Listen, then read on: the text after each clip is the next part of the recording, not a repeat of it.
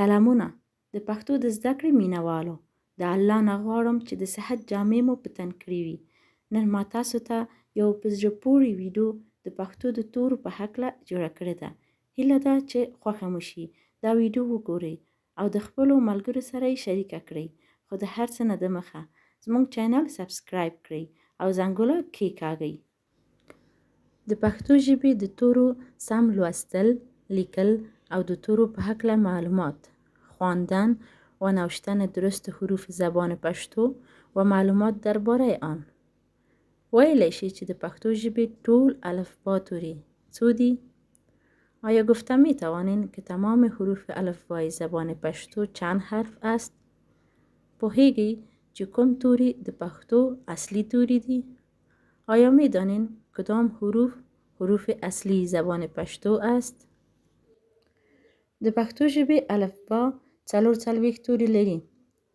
الفبای زبان پښتو 44 حروف دارد، لکه مانند الف، ب، پ، ت، ټ، ث، جیم، چ، څ، ح، خ، ځ، دال، ډال، زال، ر، ړ، ز، ژ، ګ، سین، شین، خین، صاد، داد، توی، زوی، عین، غین، ف، قاف، کاف، گاف، لام، میم، نون، نون، واو، ه، نرمه یا، اوږده یا، لکه‌داره یا، څرګنده یا،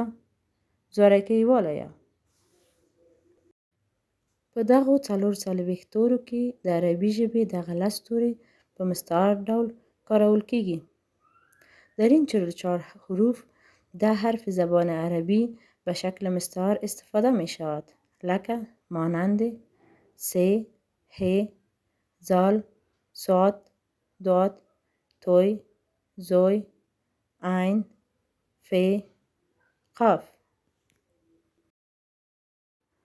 او په دغه تورو کې 22 توري د پښتو او فارسی ترمنځ ګډ دي و در این حروف 22 حرف در زبان پښتو و فارسی مشترک است او نور 8 توري یوازې په پښتو کې راځي و باقی 8 حرف تنها در زبان پښتو استفاده میشه چې هغه ادا دي که قرار ذیل است: ت، دال، ر، څ، ز، گ، خین، نون.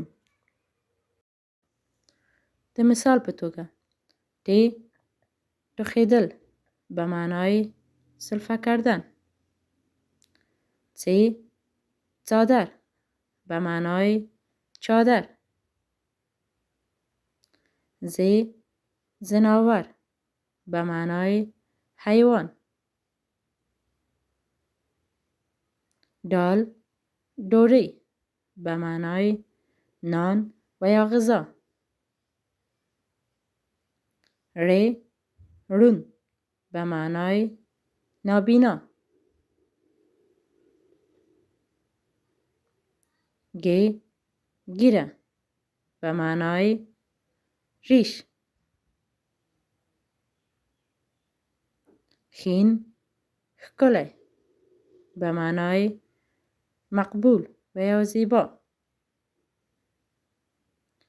نون، مانه به معنای سیب.